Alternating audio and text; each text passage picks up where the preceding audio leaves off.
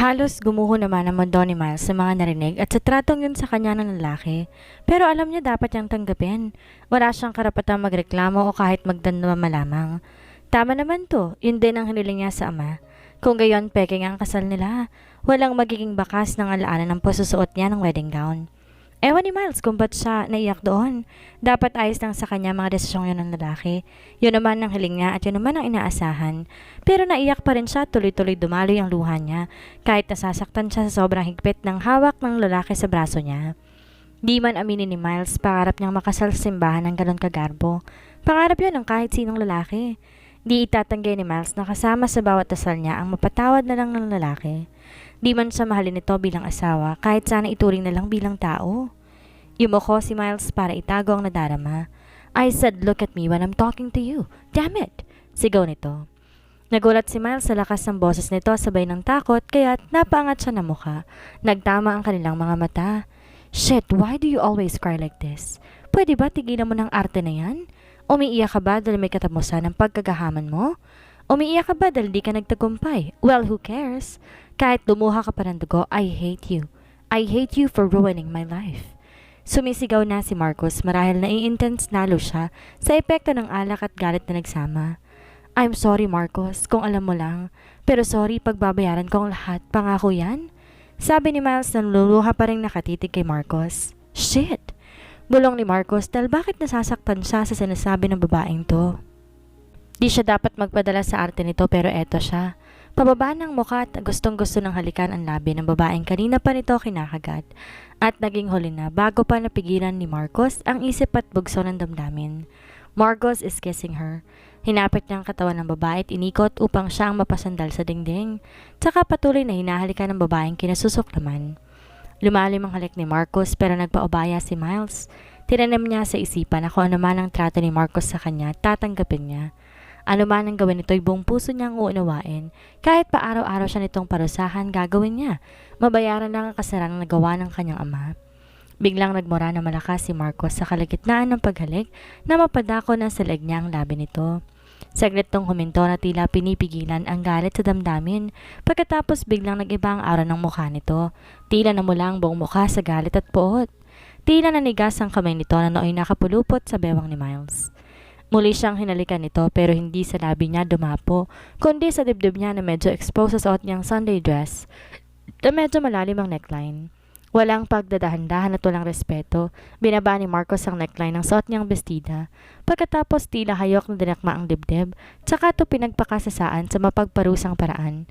Walang paggalang, parang isang bayaran ang naging larawan sa isipan niya ng mga sandaling yon, hanggang naramdaman niyang umilalim sa suot niyang duster ang kamay nito at doon na nalasa sa loob ng suot niyang underwear.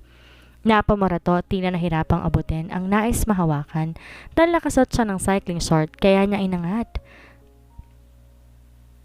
Pinagtulungang ibaba ng dalawang kamay nito ang cycling niya hanggang sa tuluyang malaglag kasama ng itim na maliit na saplot. Habang dito tinitigilang salakayin ang nakabuyang-yang ng dibdib. Nanganginig sa takot si Miles. Gusto niya tong pigilan dahil natatakot siya na lalo tong magalit kung matutuklasan pero wala siyang karapatan. Kasal siya dito ngayon at baka makadagdag pa ang pagtanggi o pagreklamo niya sa galit nito. Kahit sa ano pa mang dahilan, kailangan niya pa ring hayaan to. At ang kagustuhang mapatawad ng binata at makabayad ng pagkakasala ang nagpapamanhid sa puso ni Miles ng sandaling iyon. Gusto niyang haplusin ang buhok ni Marcos at kumapit dito dahil para siyang mabubuwal habang tila ito uhaw na nananalakay sa kanyang dibdib pero di magawa ni Miles. Nang makapa ni Marcos ang pagitan ng hita niyang nais marating, umisi ito. Pagkatapos nagsalita, "Catch my drift, you bitch." Pero hindi ba mararanasang mahalin, Miles?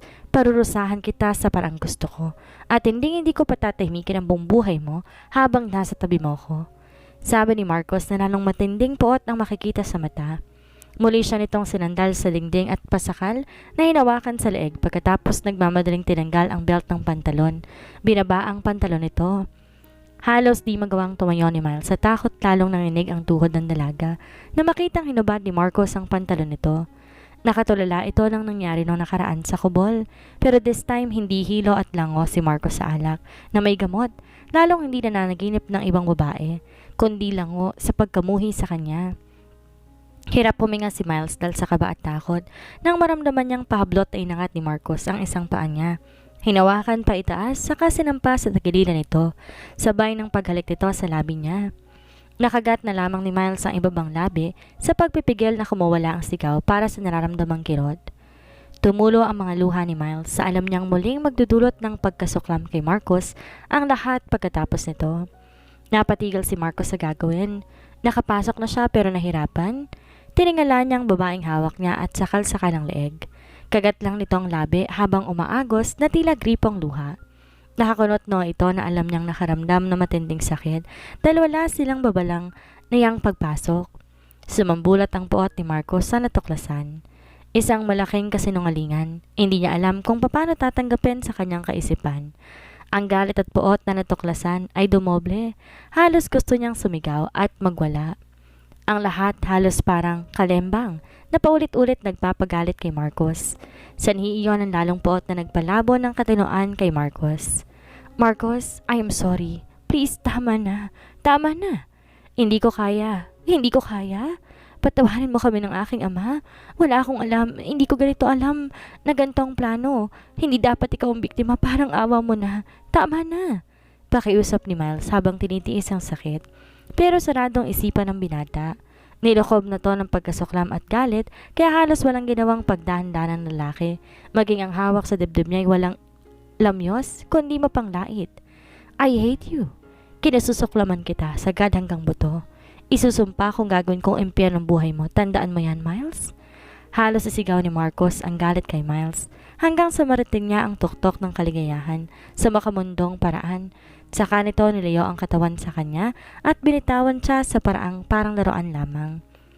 Sa banyo, dumiretso si Marcos, samantalang si Miles nanatili sa dingding at doon na lamang dumaustos paupo na hindi nagabalang ayusin ang sarili. Hindi kaya ng isip niyang tanggapin ang kapalaran. Napakasakit ng kaparusahan. Nasira din ang buhay niya. Nasira din si Marcos kaya't patas din sila ni Marcos pero tapos na ba ang parusa niya? Labis na kinasama ng loob ni Miles ang pagwala ng iniingatang dignidad at lalo na ang paraan ng pagkawala nito. Lahat ng takot at pangamba sa mga banta ni Marcos nagpanginig sa buong katawan ni Miles. Pero saglit lamang iyon at bigla na kasing nangatal ang mga labi niya at saglit nangatal at namanhid ang mga kamay niya at mukhang hanggang sa naramdaman ni Miles na hindi na naman siya makahinga. Kahit sa isang sulok ay doon yumuyok-yok si Miles para sumagap ng hangin at tiisin ang parinikip ng dibdib. Pero doon na rin muling nawala ng malay si Miles at dahil pagod ang tuhod at katawan, imbes na yumukyok ay natumba si Miles at bumulagta sa sahig. Nakaligo na si Marcos at inalis na ang init ng katawan maging ang galit. Walang pakialam na muling sinuot ang damit na kanina saka mabilis lumabas at pabalibag na sinara ang pinto. Walang kamalay-malay sa babaeng naiwan na nanganganib ang buhay ng mga sandaling iyon. May kalahating oras lamang sa lobby si Marcos, enough to catch some air. Ewan niya pero may isang parte ng katawan niya ang nag-uudyok na bumalik. Namumuhi talaga siya sa babaeng kasama sa silid pero ang katotohanang nakuha niyang isang bagay na alam niyang mahalaga dito ay hindi nakapagpatahimik sa kanya. Pinilit i-divert ni Marcos ang isipan at bigyang katwiran ang nagawa. Asawa naman niya ito, isa ngayon sa dahilan kung bakit pabor sa kanyang pakasalan to kahit pansamantala lamang para magawa niya tong pagbayarin sa kasalanan. Pero sa nangyayari ngayon sa nakuha niya ngayong gabi, hindi ba't parang pareha silang nasira ang katahimikan? Hindi ba't parang nakasingil na siya sa pagkakasalan nito? Nasunod ang paa ni Marcos at ang bulong ng damdamin. Hindi ba parang umakbang na nga pabalik ang binata sa unit nila? Hindi niya maintindihan kung bakit si Miles ang una niyang hinanap. Ang asawa, nakita niya itong nakabulagta sa sahig. Miles? Ilang segundong umambalos ng matigas na bagay sa sikmura. Shit! What happened to her? Is she drunk? Sabi ni Marcos pero agad namang dinilohan ng asawa at binuhat sa kadahandang nilapag sa kama. Parang piniga ang puso niya na makita ang babae na para tong nirape sa itsura. Nakababa ang brat na kalilis ng palda at walang pang ibaba. Napatda si Marcos sa larawan ng babaeng kasama niya. Hindi matanggap ng isipan ni Marcos na siya ang may kagagawa noon. Hindi siya masama na long di niya ito naisip na magagawa, pero labis siyang galit sa ginawa niya. Nasusuklam siya sa nangyayari sa buhay niya, sa sarili niya, lalo na kung bakit nagawa ni Miles na sirain ang buhay niya. Pero ang makitang siyang may gawa na nakikita niya sa kanyang harapan, halos hindi niya maipaliwanag ang galit niya para sa sitwasyon nila ni Miles. Ngayong nasira na siya ni Miles, na ngayong nagawa na rin niya ito ng isang bagay na alam niyang walang kapatawaran. Patas na ba sila? Pinahid ni Marcos ang luhang namumuo na nasa kanyang mga mata na hindi na maibabalik lahat ng alam ni Marcos yon. Kinasusuklaman niya ang babae at malamang kapag nagising din to kasusuklaman na rin siya at tatanggapin niya yon.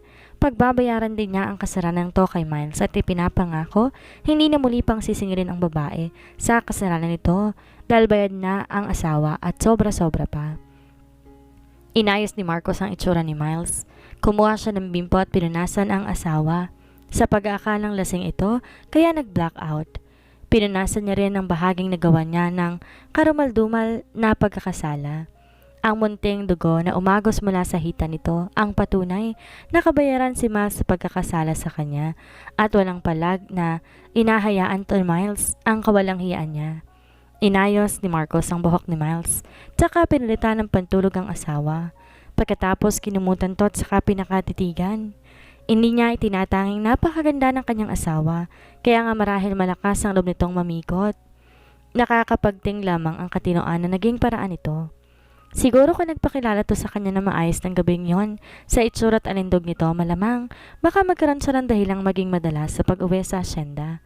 Yun nga lang naging sakim ang babae, pero di pa rin maalis sa balintad-tao ni Marcos ang madalas na pag-iyak nito na tila naninisi o tila napipilitan sa sitwasyon at yun ang bumabagabag sa kanya gabi-gabi.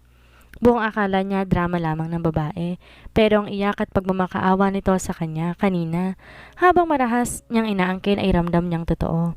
Totoo ang panginig at pagmamakaawa nito. Hindi naman siya masyadong naintindihan ng mga sinabi nito. Dahil sa tindi ng puot at halos blanko na siya, alam niyang totoo ang takot ng kanyang asawa. Namumutla ang asawa, siguro nga, takot na takot ito kanina. Di na rin naiintindihan ni Marcos ang sarili maging siya'y naiinis sa lahat na nangyayari. Sa ilang ulit niyang hinalikan ang labing yon, alam ni Marcos. Ilang ulit niyang ini-imagine sa isip na ulitin yon sa mas banayad na paraan. Humiga na lang si Marcos sa kama, tumalikod. Alam niyang hindi makakatulog pagkatapos ng lahat na nangyari, pero wala na magagawa si Marcos. Nakagawa na siya ng pagkakamaling pagsisisihan din siya sa darating na mga araw. Walang kay boss si Miles na magising. Pinagpapasalamat niyang nagising pa siya. Gusto niyang magkaroon ng sagot ang mga tanong niya pero hindi niya alam kung papaano. Asawa lamang niya ang isang Saavedra sa Turing, pero ewan niya kung may mararamdaman niyang sinasabi ng mga taong napakaswerte niya. Ngayon pa lang nga parang di niya na kaya maniwala. Isang bagay lang ang di niya papayagan. Yon ang perahan ng mga magulang si Marcos. Tama ng iskandalong to. Tama ng pinatira ang pamilya niya sa maayos na bahay at pinabalik sa trabaho at na-promote pa nga. Tama ng ganun lang. Hindi siya papayag na gamitin ang pagiging asawa ni Marcos para magkapera ang gahamang ama. Pumayag lang siya sa utos nito noon dahil ang alam niyang gagawin ay ang masasangkot lamang sa iskandalo si Anthony na makaganti raw ang ama pero isang inosenteng Saavedra ang nadamay. Pinilit niyang intindihan ang galit ni Marcos. Alam niya, malaki ang kasalanan nila sa natanahimik na binata. Hindi niya talaga lubos akalaing aabot sa ganito. Hindi pa niya nakokompronta ang ama kung bakit umabot sa ganito. Di na sila nagkausap. Magmula ng gabing iyon, wala kasi siyang pagkakataon. Ipinangako ng dalagang hindi hihingi o tatanggap ng kahit isang kusing sa asawa. Tama na yun. Ngayon, utang na loob na lamang. Kay Marcos ang bubunuin niya. Kung hindi pa sapat ang binigay niya kagabi, ilalaan niya ang buong buhay habang kasal pa nito para pagsilbihan to. Pero nag-aalala si Miles sa madalas paninikip ng dibdib, lalo na sa pagbablackout niya. Naging madalas nang ito mula nang masangkot sa eskandalo at wala siyang kakayahang magpadoktor. Napansin ng dalaga na bihis na siya at nakahiga sa kama tulad ng mga nakaraang gabing nagigising siya sa kama. Ang akala niya, lumilipat siya ng tulog pero ngayon parang kakaiba. Bukod sa palit na mga damit niya, pansin niyang preskong pakiramdam niya. Dahan-dahan tumayo si Miles at sinipat ang sarili sa salamin. Namumutla pa rin siya. Parang bakas ng kagat sa labi niya dahil marahil nakagat niya ng sobra dahil sa sobrang sakit na ginawa ni Marcos. Nagubad si Miles ng damit para sana hugasan ang karahasang nangyari sa kanyang katawan, pero nagulat ang dalaga na makitang malinis na ang pagitan ng kanyang hita. Gawa ba to ni Marcos? Siya rin ba ang nagbihis sa akin? Hindi ko gawa to. Nagtataka man binaliwala ni Miles ang napansin, tsaka naliko at lumabas ng banyo. Naisip niya na baka maasiwa sa itsura niya kaya binihisan siya. Biglang nahiya si Miles sa katotohanan, nilinisan ni Marcos ang katawan niya. Wala na talaga siyang maitatago dito. Iniisip ni Miles kapag dumating ng taktang panahon na matapos ito, paano kaya siya haharap sa lalaki kung halos wala na siyang maitatago dito? Pero marahil gano'n ang kalbari ng mga dating mag-asawa. Pipilitin na lang siguro niyang di na to makita. Paglabas niya ng banyo, sakto na kasalubong niya si Marcos. Better get dressed kayong 11 a.m. ang flight natin. Napansin ni Marcos na parang malambing ang pagkakasabi niya at nainis ang sarili sa bigla itong kumambyo ng tono. Sa sunod niya, huwag kang iinom ng hindi mo kaya para hindi ka nagba-blackout sa kalasingan. Sabi ni Marcos na medyo pinatapang ang boses pero bakit di niya magawang singhalan si Miles? So iniisip pa rin ni Marcos na lasing siya kaya siya nawalan ng malay. Mas mabuti nga siguro yun. Ayaw niyang kaawaan. Okay, sabi ni Miles, for the first time, hindi tango o yuko lang. Sumagot siya this time na maging si Marcos nagulat. Lumabas si Marcos ng banyo, medyo nagtagal ang lalaki. Ewan niyo kung bakit. Nakagayak na si Miles at nakaupo sa kanto ng sofa. Biglang parang nagmadali si Marcos na makapagpihis, kaya halos ang maayos sa traveling bag nakalkal niya. Nakapagsuot ng t-shirt at pantalon si Marcos na makita niyang kinuha ni Miles ang kanyang sapatos at nilagay sa may paanan niya. Di na lang to pinansin ni Marcos. Sinuot na lang niya at sumaglit sa salamin, hinagod ang basang buhok. Let's go! Malilate tayo sa airport? Sabi sa kanya nang naunang lumabas. For the first time din hindi pa asik o pautos ang tono nito. Sa taxi, tahimik ang dalawa. Walang nagkikibuan, lalong walang gustong magbukas ng usapan.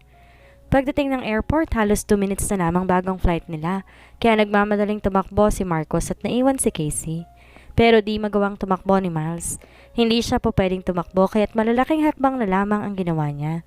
Pero dahil peak season ng mga sandaling iyon, maraming tao sa airport. Dahil nagmamadali, mabilis ang ginawang galaw ni Marcos para umabot sa oras kaya't nawala saglit sa isipan niya na hindi nakasunod ang kasama. Dumami ng tao at ang iba rin nagmamadali ang iba, may mga bagahe kaya halos matakpan ang likod ni Marcos hanggang tuluyan ng di makita ni Miles ang likod ng asawa. Nagpalingali nga si Miles. Hinanap ang pamilya na damit at bulto ni Marcos pero hindi niya makita. Lumakad si Miles padiretso sa daang tinahak ni Marcos pero hindi niya makita ang lalaki kahit dulo ng malagong buhok nito. Hindi niya makita. Iniwan ba siya ni Marcos? Sinadya ba nitong iwan siya? Kaya ba't parang mabait to kanina kasi balak na nitong iligaw siya? Sa naisip na paiyak si Miles. Anong gagawin niya? Saan siya pupunta? Wala siyang pera at hindi niya maintindihan ng salita sa lugar na to. Ganun ba talaga kasuklam si Marcos na para siyang tuta o pusang iiwan na lang basta? Napahawak si Miles sa dibdib. Baka kasi manikip ito. Mahirap na kapag nasa eroplano matagal ang biyahe. Kaya hindi siya tumakbo para hindi manikip na naman. Hinilot-hilot ni Miles ang dibdib, tsaka bumuga ng hangin. Saka muling nagpalingalinga sa paligid habang nagpupunas ng luha. Samantalang si Marcos naman nakaabot na ng counter, inaayos ang dalang passport na mapansing di nakasunod ang asawa. Kinabahan si Marcos. Naulit ang pakiramdam niya kanina na parang binayo ang dibdib niya. Nagsabi ang binata sa airport attendant na hintayin sila at bigyan pa sila ng kahit 3 minutes.